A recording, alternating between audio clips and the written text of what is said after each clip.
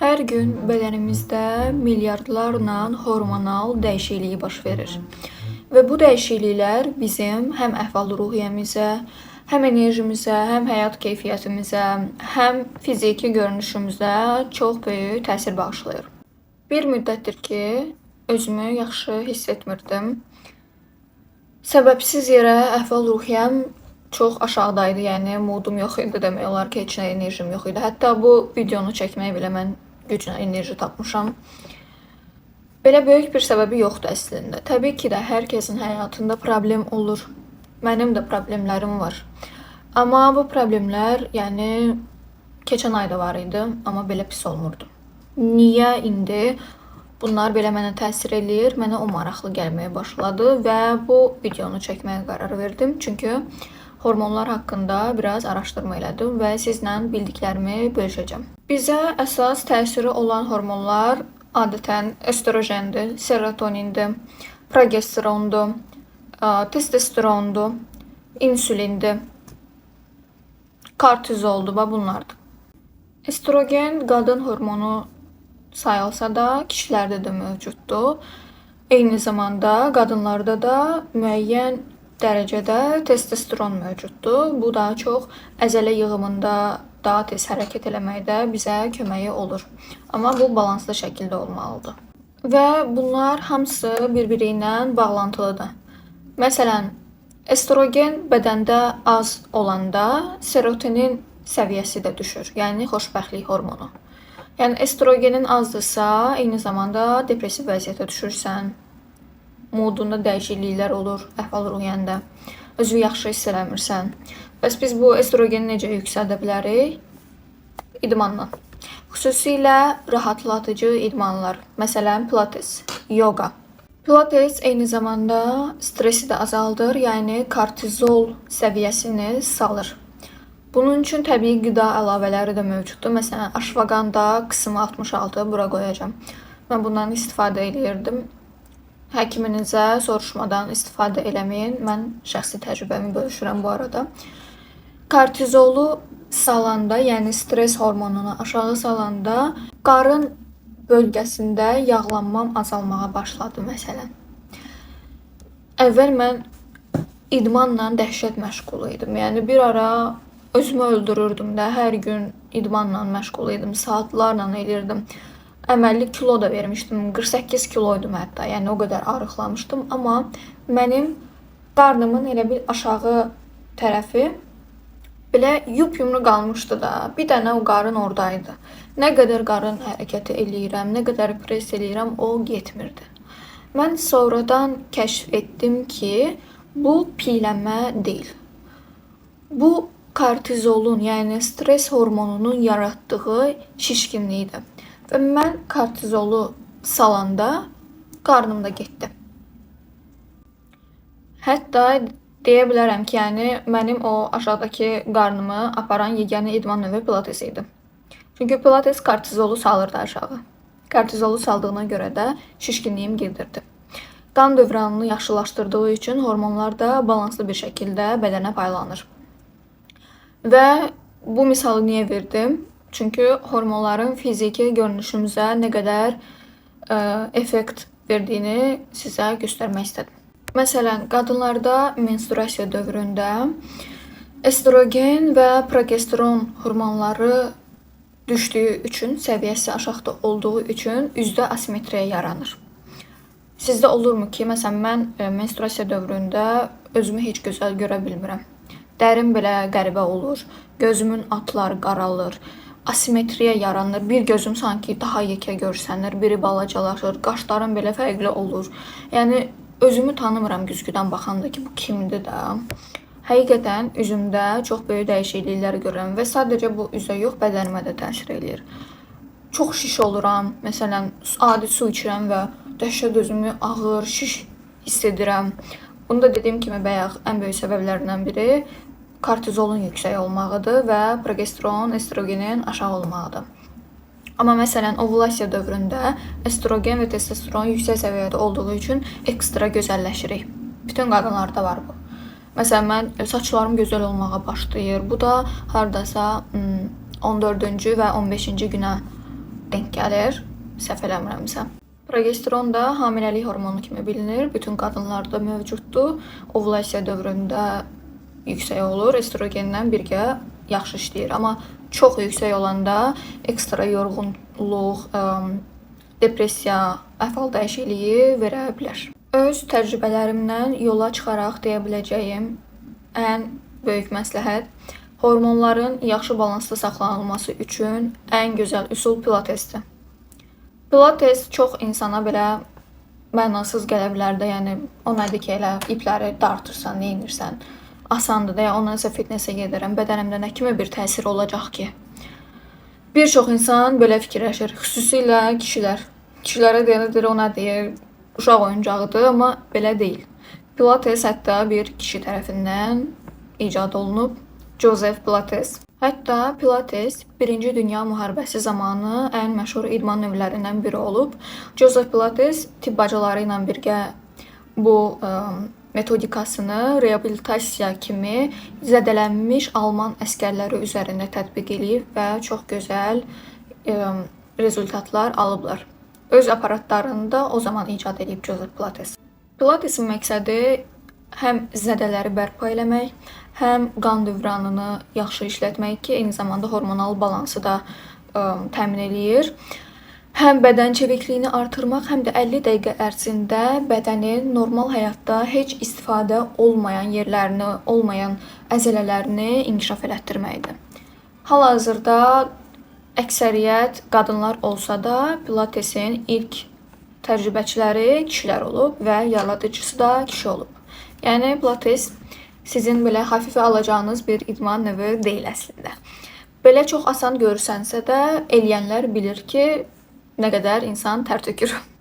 Hətta fitnesslə Pilates arasında belə bir fərq var. Fitnessdən çıxanda özünü yorğun hiss eləyirsən, əldən düşürsən, o qədər idman eləyirsən ki, yorulursan. Amma Pilatesdə sən saatlarla Pilateslə məşğul olsan da, çıxanda əksinə özünü daha gümrah hiss eləyirsən. Bunun ən böyük səbəbi birincisi dediyim kimi serotonini yüksəldir. Serotonin yüksəldiyinə görə estrogen səviyyəsi də yüksəlir. Testosteron da yüksəlir. Yəni kişilər eləyəndə kişilər üçün lazımlı olan hormonları balanslaşdırır. Ümumiyyətlə deyirlər ki, idman dopamini yüksəldir, balansa salır. Dopamin də mən bunu edəcəm, mən bunu bacaracam hormonudur. Yəni hər şeyi edəcək və inandığın, özünə güvəndiyin vaxtlarda dopamin pik nöqtədə olur. Dopamini yüksəltmək üçün də deyirlər, idman ən gözəl seçimdir. Mən bununla razıyam. Amma belə bir fərq var. Dopamini yüksəltmək üçün ekstrem idmanlar mütləqdir məncə. Hansı ki, sən o idmanı eləyəndə ölüm qorxusu yaşayırsan. Məsələn, dağa dırmaşmaq, bungee jumping. Ekstrem idmanlar məncə dopamini ən çox yüksəldən idman növləridir. Yəni bunu fitnesslə, pilateslə etmək çox da mümkün deyil. Çox az bir miqdarda effekti ola bilər, amma ekstrem idmanlar kimi effekti olacağını düşünmürəm. Buna eyni zamanda özgüvən hormonu da deyildiyi üçün, məsələn, fikirləşirəm, dağçı olan, dağa dırmaşan, özgüvənsiz bir insan mən tanımıram. Yəni, bu da mənim fikrimi dəstəkləyir. Xüsusilə qadınlarda bu hormonal dəyişikliklər çox olur. Kişilərə nəzərən bizdə daha çox bu baş verir. Menstruasiya dövrünə görə təəssüf ki. Yəni, bununla biz hər ay əlləşirik. Müharibə kimi bir şeydir bu. Emosiyalarım və mən müharibə halındayıq. Və bizim hal-hazırda həyatda olmağımızın ən böyük səbəblərindən biri nəfəsdir.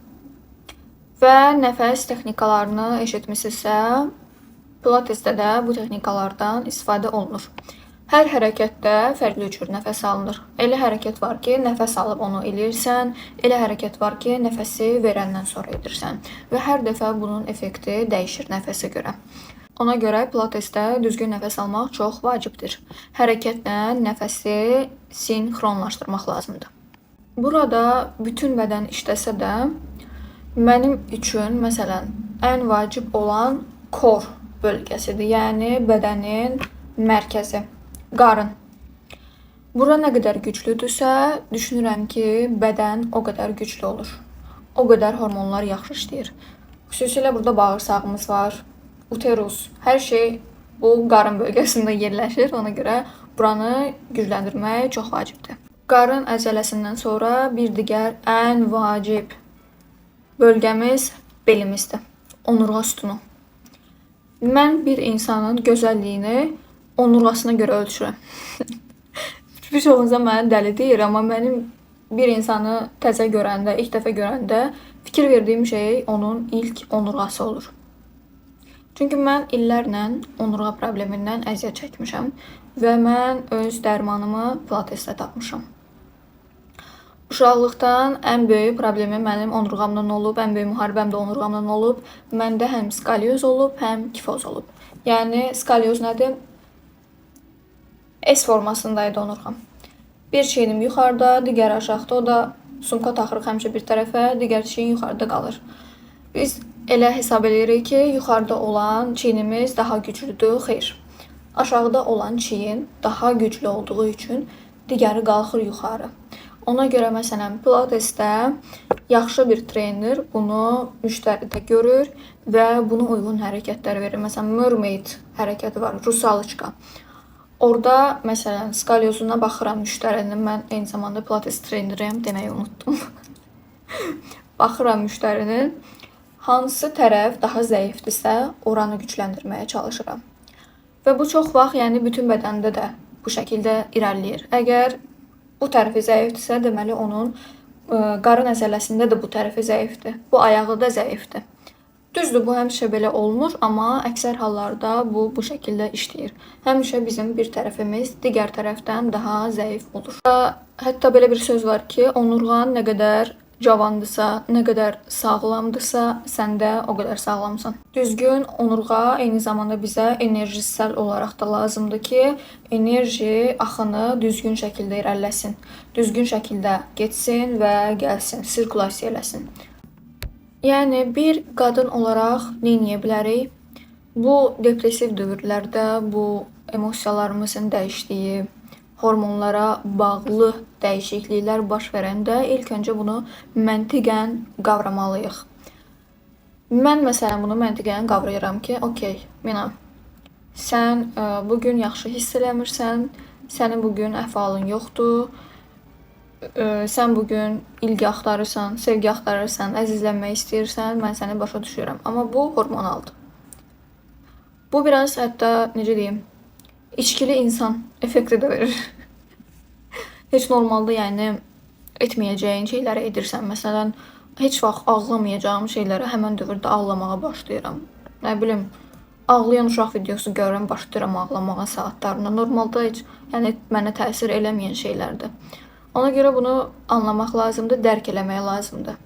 Nə qədər dərk eləsən də bu emosiyadır və sənə yenə də təsir eləyir. Mən bunu çox yaxşı başa düşürəm. Yəni 3-4 gün belə olursunuz və menstruasiya bitəndən sonra birdən-birə əhval-ruhiyyə dəyişir və deyirsən ki, mən niyə elə hiss edirdim ki, hər şey əladır. Birdən-birə mən özümü məsələn çox əla hiss eləməyə başlayıram. Sanki elə heç o mən olmamışam, sanki yəni mən hər şeyi bacararam, hər şey əladır moduna keçirəm. İşləyirəm, enerjim yüksək olur, yaxşı yatıram, yaxşı dururam, heç kimə ehtiyacım olmur, heç qayğı falan filan belə şeylər gözləmirəm heç kimdən. Özümdən barışıq vəziyyətdə oluram. Amma dediyim kimi, bu estrogen və serotoninin düşdüyü zamanlarda bütün qadınlar ekstra qayğıya, sevgiyə ehtiyac duyur. Bu videonu ona görə yalnız xanımlar üçün etməyi düşünmüşdüm, etmədim. Əgər buna baxan bir kişi də varsa, bunları bilməsi onun üçün xeyirli olar. Onda anlayarsınız ki, həyatınızda olan qadın, bacınız, ananız, sevgiliniz niyə belə bir istək halındadır? Niyə sizə dirəşib ki, mənə qayğı göstər, mənlə maraqlan? Səbəbləri çox bəllidir. Bu təbiətin qanunudur, hormonal prosesdir. Tövsiyə edərdim ki, hətta xüsusi günləri, çəkilişdir, toydur, ad günüdür, bunları ovulasiya dövrünə salasınız. Düzdür, ad günü bəxtə-bəxtə, amma tarixini seçə bildiyiniz günləri ovulasiya dövrünə salın ki, şəkildə qəşəng düşərsiniz. Mən çox vaxt çalışıram ki, menstruasiya dövründə heç kimdən danışmayım. Çünki dediyim kimi aşırı dərəcədə həssaslıq göstərirəm, ekstra bir qayğı gözləyirəm, çox emosional reaksiyalar verirəm, əsəbi oluram. Yəni bu fazada öz qabağıma çəkilirəm və heç kimlə danışmaq istəmirəm ki, birdən ekstra bir reaksiya verirəm, sonra bu dövr bitəndə peşman olaram. Hal-hazırda məsələn folikular fazadayam. Yəni 6-cı və 14-cü günlərdir. Bu fazada məsələn intensiv məşqlər uyğundur, enerji balanslaşır artıq. Yenə də ekstra qayğı istəyirsən, vaxt keçirmək istəyirsən sevdiklərinlə, istəyirsən ki, səni xüsusi hiss elətdirsinlər. Amma bu dediyim kimi, menstruasiya dövründəki kimi intensiv olmur və özünü ələ ala bilirsən. Yəni gördüyün hər pişik videosuna ağlamırsan. Yəni insanlarla əlaqə qurmaq üçün, cəmiyyətə çıxmaq üçün uyğun zamandır. Bunları başa salıram ki, hamımız maariflənək, çünki bəzən güzgüyə baxıram, özümü çox çirkin hiss eləyirəm. Yəni bu nə qaşdı, bu nə gözdür, ayda nə gündəyəm, gözümün altı niyə belə qaradır, burnum sanki yekədir, saçlarım niyə belə cansızdır. Yəni özümü çox çirkin hiss eləyirəm. Amma bunun əsas səbəblərindən biri dediyim kimi fazalardır. Bu fazaları yaxşı tanıyandan sonra özümü artıq bu qədər mühakimə etməməyə başladım. Elə günlər olur ki, əksinə çox gözəl hiss eləyirəm, çox əla hiss eləyirəm. Yəni heç bir makyaj olmadan, heç bir baxım olmadan parıldayıram. Bu da yenə dediyim kimi ovulasiya dövründə baş verir. Tamamilə hormonaldır. Hormonları balansda saxlayırsan, onurğanı düz saxlayırsan, pilates eləyirsən, bağırsağı sağlam saxlayırsan və cavan, gözəl qalırsan. Bunlar yerində olmayanda istənilən kremi sürt, istənilən botoks elə. Heç cür özünü gözəl hiss etməyəcəksən. Çünki gözəllik tamamilə hissdir, emosiyadır. Emosiya da hormondur. Hormonlar yerindədirsə, hər şey yerindədir. Bu şəkildə deyəcəklərim bu qədərdir. Başqa bir şey ağlıma gəlsə bölüşəcəm bu mövzu haqqda. Çox bir informasiya çünki görə bilmirəm. Ona görə istədim sizdən bölüşüm bunu. Yəni bir çoxumuz elə bilirik ki, bu depressiyadır, bu əhval-ruhiyyə düşkünlüyü həqiqətdir, amma bu sadəcə hormonlardan ibarət bir şeydir. Hormonlar nə qədər balansdadırsa, o qədər insan özünü xoş hiss eləyir, yaxşı hiss eləyir. Məsələn, hal-hazırda da bu videoda məsələn özümə baxıram, öz-özümün xoşuna gəlmirəm. Niyə? Çünki folikular fazadayım. Bir 10 gün sonra özümü bəyənəcəm inşallah. İzlədiyinizə görə təşəkkür edirəm. Abunə olmağı unutmayın. Sağ olun.